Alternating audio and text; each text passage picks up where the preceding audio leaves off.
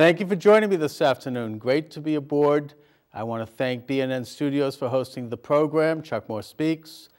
I've got a show on tap here today that I think is going to be very informative. It's a two-part issue. Number one, my guests are going to talk about a modality of treating drug addiction that involves no use of drugs and that's natural and that has proven to be very successful. And the second part is what's happened to my guest's clinic as he obtained a great deal of success and he experienced major troubles emanating from the Commonwealth of Massachusetts in terms of interfering with his business. My guest is Dr. Poonamurtala Kishore, and Dr. Jean Ouellette is here as well to assist in the discussion. Thanks for joining me, gentlemen. Thank you. Thank you, Chuck. Dr. Kishore, let's talk a little bit, first of all, about the modality that you developed as a doctor that helps drug addicts get off drugs and stay off drugs without the use of chemicals, without the use of methadone, really by natural means. Talk about how that happens and talk a little bit about your success rate. So when a person stops using drugs, the body gets very sick. Sure. It can be counted on 5 fingers what happens to the body. They throw up, they have spasms in their muscles, they get very anxious, they can't sleep, and they get very fatigued. So I treated each of these 5 symptoms with medications that are non-addictive. So that's how I started. We call it de-addiction, not detox. Right. Everybody goes to the detox and gets the same replacement of methadone or Suboxone. We worked hard to get them to get off the drugs in a home setting without using narcotics by controlling the symptoms. It's called comfort medicines, medicines to comfort their body, and that's what they liked.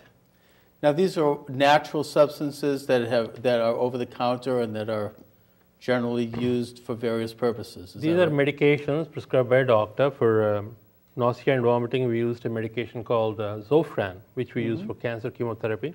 Yep. For muscle spasms, we used baclofen, which we use for MS. For high anxiety and high blood pressure, we used clonidine. And for sleep, we used Toxipen. And for the fact that they don't feel right, we gave them vitamin nutrients. Now, your clinic then was first established in Brighton in 1995. You started to bring patients in. You showed a remarkable level of success in terms of helping people not only get off drugs, but also stay off drugs with your direct monitoring of the situation.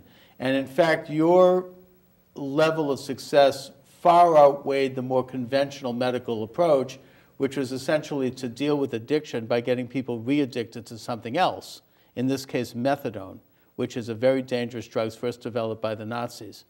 Now, the success then led to your opening clinics all around Massachusetts.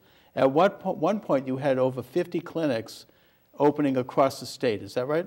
That is correct. They needed to be treated on a regular basis for a year or two.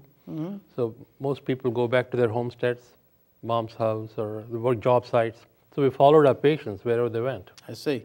So you did a lot of follow-up work and helped people go through the critical period of after becoming detoxed and after getting off the drug, staying off the drug, and they were able to do it with non-invasive medications, and they gradually, as it were, were healed. I mean, you treated it as more of an illness than as an addiction. Right. We treated them in a primary care as an illness. We basically, once they sober up, to get sober, detoxed, it's a 3 to 5 day process. It's an acute illness. They're 3 to 5 days sick, like a bad case of flu. Yeah.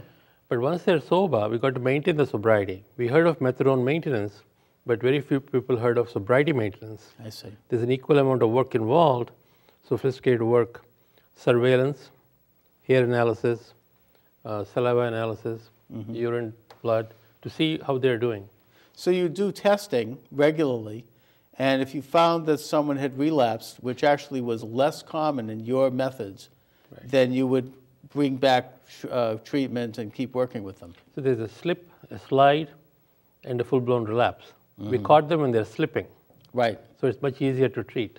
Okay. Dr. Ouellette, you also were working with Dr. Kishore at the time. You're a chiropractor. Talk a little bit about your involvement. Yes, when Dr. Kishore first introduced his concept, I approached Dr. Kishore because I was in the midst of getting certified to work in the field through a doctor in Miami Beach, Dr. Jay Holder, who formulated a complete concept within himself called the American College of Addictionology and Compulsive Disorders that utilized nutrients, so natural substances, a specialized physiotherapy technique that used acupuncture points in the ear. So it's called auriculotherapy with a small handheld device, and as well as chiropractic care to align the body and get the nervous system functioning optimally, and hopefully from there also have the immune systems kick in so that people felt better. Sure. And I think Dr. Kishore will talk a little bit too about a lot of the interlap between people who have chronic pain and people who end up having problems with addiction. So there was some overlap there. Well, there's a lot of people who do fall into addiction did so because they were given OxyContin or some other drug to deal with pain. Exactly. And that led to an addiction. Dr. Kishore, could you talk a little bit about this chart that you brought here? What does that tell us? The thinking is addiction is a disease. Mm-hmm. It's not a disease like malaria or polio where something enters our body, we get sick. This is something they're willfully doing. I get it. But once they do it, there's a process to it. Okay, we're going to take a brief commercial break. We're going to go to some PSAs. So when we come back, I want to talk a little bit about what happened with your clinics and how you came to the attention of the Massachusetts authorities, what they proceeded to do to the clinics, why they did it, and some of where you are today. Because in a nutshell, what happened is that the state of Massachusetts shut you down. And you, at a time when you were clearly and demonstrating positive treatment for drug addiction. Pretty much a good day for me would be people leaving their hands off of me. I'm always called names. Everywhere that I go, there's always someone calling me names, calling me gay. I've been choked, thrown up against the wall, punched. Nobody's ever tried to help me.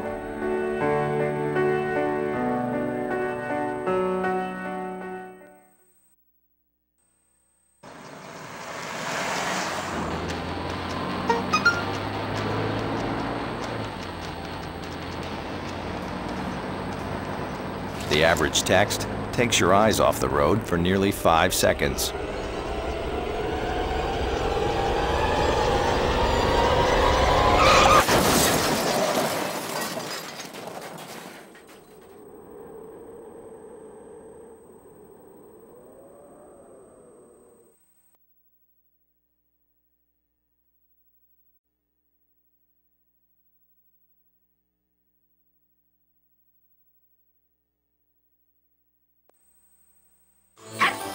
There's no place like home. Getting home safely is just a click away, but making sure your child is in the right seat is just one of. No more pencils, no more books. No more teachers, dirty looks. School's out for summer. What this place needed was better graduation rates. So we worked with schools like Henry Ford High, and now they're up 18%. To help us do more good this year, go to unitedway.org, because great things happen when we live united.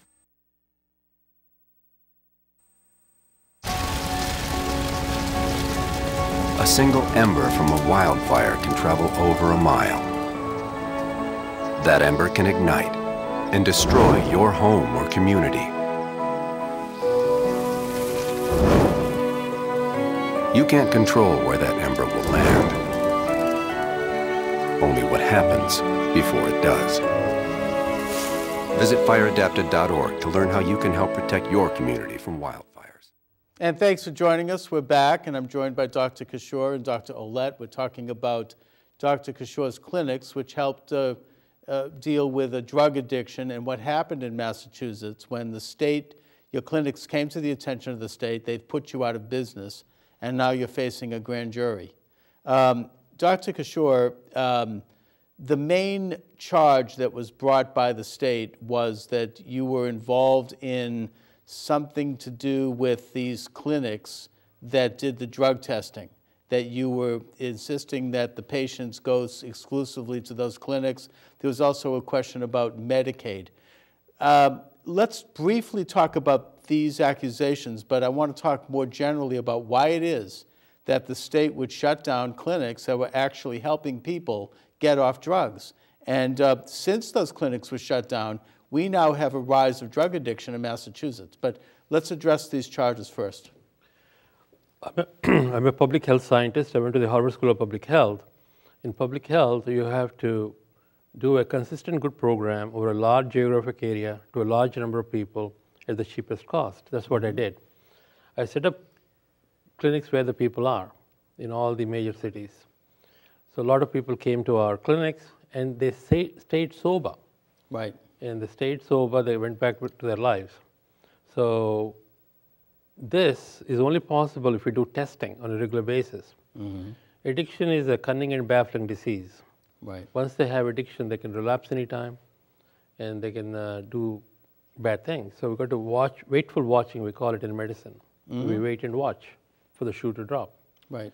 And this is where testing became valuable for the process to maintain the sobriety. And we began to test them 3 times a week. Now, the